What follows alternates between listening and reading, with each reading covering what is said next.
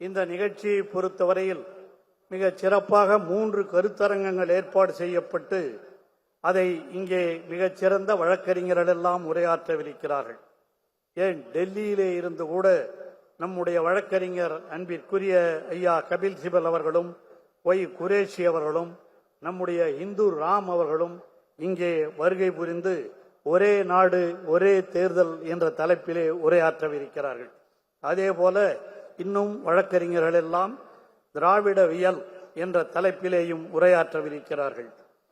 இந்து மகாநதி என்ற மகாநாடு என்ற சபையிலே இங்கே வழக்கறிஞர்கள் உரையாற்றவிருக்கிறார்கள். 3 தலைப்புகளிலே இங்கே கருத்தரங்கம் நடைபெறவிருக்கிறது.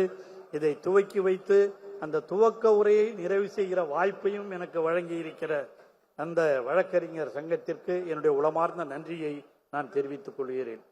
இருக்கிறதுலே என் மேல நிறைய கேஸ் அந்த காலத்திலிருந்து எதிர்கட்சி காலத்திலிருந்து நிறைய அம்மா அண்ணன் ஜெயலலிதா அம்மையார் காலத்திலிருந்து என் மேல நிறைய கேஸ் போட்டிருக்காங்க. அதுவும் நிறைய கேஸ்.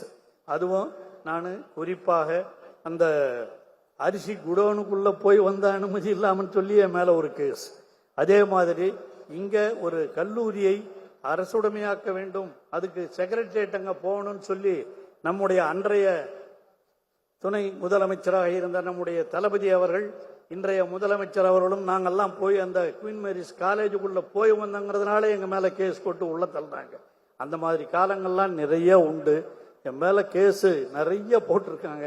அந்த வழக்குகளை எல்லாம் அன்று முதல் இன்று வரை எனக்காக வாதாடிய வழக்கறிஞர்கள் நம்முடைய இங்கே எதிரிலே அமர்ந்திருக்கிற சண்முக சுந்தரம் அவர்கள் அதற்காக வாதாடியவர்கள். அதே போல இங்கே இருக்கிற நம்முடைய என்ஆர் இளங்கோ இருக்கிறாரே, அவர் தான் இன்னைக்கு என் கேஸ பூரா இங்கே ஹைகோர்ட்லயும் சரி சுப்ரீம் கோர்ட்லயும் சரி எல்லாவற்றிலும் எனக்காக வாதாடி வெற்றி பெற்று கொண்டிருப்பவர் நம்முடைய வழக்கறிஞர் இளங்கோ என்பதை என்னால் மறுக்கவே முடியாது. இந்த கட்சிக்காரங்களுக்காக அரசியல் ரீதியாக போடுகிறார்கள் அல்லவா வழக்குகள், அதையெல்லாம் சந்திப்பதற்கு இங்கே அமர்ந்திருக்கிறீர்களே வழக்கறிஞர், உங்களைப் போல திறமையானவர்கள் வேறு யாரும் இருக்க முடியாது. அந்த அரசியல் தெரிந்த வழக்கறிஞர்கள் இங்கே இருக்கிறீர்கள். அரசியல் ரீதியாக எங்களுக்கு வாதாடுவதற்கு தயாராக இருக்கிறீர்கள். இங்கே கொடுக்கப்பட்டிருக்கிற தலைப்புகளை எல்லாம் பார்க்கிற பொழுது ஒரே நாடு ஒரே தேர்தல், இதெல்லாம் நடக்கிற காரியமே இல்லை. அரசியலமைப்பிற்கு எதிர்ப்பானது. வேண்டுமென்றே இதையெல்லாம் செய்கிறீர்கள். இதை சட்ட ரீதியாக இங்கே உரையாற்றவிருக்கிறீர்கள். அது மட்டும் இல்லாமல் திராவிடியனிசம் நான் கூட பார்த்தேன். இதுவரையில திராவிடியன் மாடல் திராவிடியன் இதெல்லாம் இருந்ததை தவிர இப்பதான் வழக்கறிஞர் இளங்கோ அவர்கள் மிக சிறப்பான ஒரு தலைப்பு திராவிடியன் இசம். இந்த இசம் இருக்க சாதாரணமானது இல்லை. கம்யூனிசத்திலிருந்து செக்குலரிசம் வரல, பல இசம்கள் இருக்கின்றன. அந்த இசத்திலேயே உண்மையிலேயே சமத்துவத்தை வலியுறுத்துகிற ஒரு இசம் இந்த திராவிடியனிசம் என்பதை யாராலும் மறுக்க முடியாது. அதையும் ஒரு தலைப்பாக கொடுத்து இங்கே உரையாற்ற செய்திருக்கிறார். அதெல்லாம் உண்மையிலேயே மிக சிறப்புக்குரிய நிகழ்ச்சி. வழக்கறிஞர்கள் என்று சொன்னால் உங்களால் முடியாதது எதுவுமே இல்லை. இங்க சொன்னார் துரைமுருகன் பேசும்போது கூட, நானும் வக்கீல் அப்படின்னு. நான் வக்கீலுக்கு படிச்சு பாஸ் பண்ணி டிகிரி வாங்கி வச்சிருக்கேன், அவ்வளவுதான். கோர்ட்டுக்குள்ள நுழைஞ்சதில்லை. அந்த மாதிரி ஒரு சூழ்நிலைகள் இருந்தது. ஆனால் எனக்காக என்றும் வாதாடுகிற ஒரு வழக்கறிஞர் தான் இங்கே இருக்கிற நம்முடைய என்ஆர் இளங்கோ அவர்கள். அது விழுப்புரம் கோர்ட்டு கூட வந்து வாதாடி இருக்காரு எங்களுடைய வழக்கறிஞர் என்ஆர் இளங்கோ அவர்கள். விழுப்புரமா இருந்தாலும் ஹைகோர்ட்டா இருந்தாலும் சுப்ரீம் கோர்ட்டா இருந்தாலும் எல்லாவற்றிற்கும் அது கூட எங்ககிட்ட எதையும் வாங்கறதும் கிடையாது. அந்த அளவுக்கு கழகம் என்றால் கட்சிக்காரர்கள் என்றால் எதையும் எதிர்பார்க்காமல் வாதாடுகிற ஒரு வழக்கறிஞர் தான் நம்முடைய என்ஆர் இளங்கோ அவர்கள். அதனால்தான் இவ்வளவு சிறப்பாக இவ்வளவு பேர் வருகை புரிந்திருக்கிறீர்கள். எங்கள் விழுப்புரம் மாவட்டத்தை பொறுத்தவரையில் இங்கே நம்முடைய சுவை சுரேஷ் அவர்களும், அதே போல வழக்கறிஞர் ராஜா அவர்களும், அதே போல கோபிநாத் அவர்களும் இங்கே வருகை புரிந்து இந்த வழக்கறிஞர்களை எல்லாம் அவர்களெல்லாம் இங்கே வழிநடத்தி கொண்டிருக்கிறார்கள். ஆகவே மாவட்ட ரீதியாக வழக்கறிஞர் அமைப்புகளை எல்லாம் உருவாக்கியவர் தான்.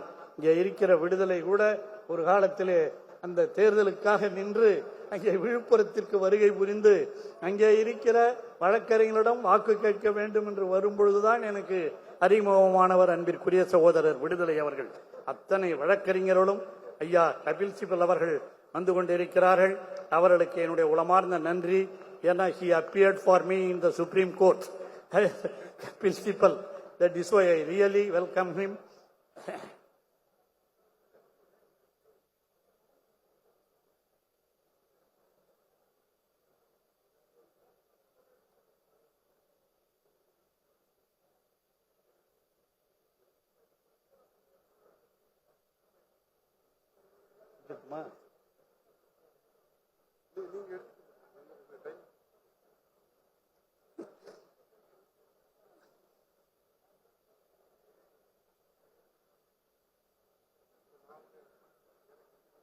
Our Honorable Senior Lawyer Kapil Sibal has argued for me in the Supreme Court. So, he was arranged by Mr. Shanmugasundaram and Mr. N.R. Ilango. I really thankful to Kapil Sibal sir. Please, if you have come here to Tamil Nadu and you are going to address one state, one election, that is really a very good topic and you are going to speak on it. I really welcome you, sir. Thank you, sir. Then again, இங்கே வந்திருக்கிற நம்முடைய NR Ilango மட்டுமல்ல, இன்னொரு டிகோஎஸ் இளங்கோவன்னுகிறார். அவர் இந்த அறிவாலயத்துக்கு போயிட்டோம்னா அவரும் இங்கே இருக்கிற அண்ணன் ஆர்.எஸ். பாரதி நான் சொன்னது மாதிரி இவர்களை போன்ற வழக்கறிஞர்கள் தான் எப்பொழுதும் ஒன்று திரண்டு நம்முடைய வழக்கறிஞர்களை எல்லாம் வழிநடத்தி செல்கிற ஆற்றல் மிக்க வழக்கறிஞர்களாக இருப்பவர்கள். இன்று கூட யாரோ ஒருத்தன் தந்தை பெரியாரை பற்றி என்னென்னமோ பேசக்கூடாததையெல்லாம் பேசிக் கொண்டிருக்கிற ஒருவர், அதற்கும் வழக்கறிஞர்களே நீங்கள் தான் அதை எதிர்த்து இப்ப எவ்வளோ கேஸ் போட்டிருக்காங்க. அதையெல்லாம் பார்க்கிற பொழுது தமிழகத்திலே தந்தை பெரியார், பேரறிஞர் அண்ணா, தலைவர் கலைஞர் இவர்கள் உருவாக்கிய இந்த திராவிட மாடல், அதைத்தான் இங்கே இருக்கிற வழக்கறிஞர்கள் எல்லாம் நீங்களும் உணர்ந்து, என்ன ஒரு காலத்துல ஜட்ஜ் ஆவர்துன்னு சொன்னா, வழக்கறிஞர் ஆவர்துன்னு சொன்னா அது யாருக்கு மட்டும் இருந்த உரிமை, யார் அதுல இருந்தாங்க கோர்ட்ல. இன்னைக்கும் கூட அந்த சூழ்நிலைகள்லாம் இருக்குது.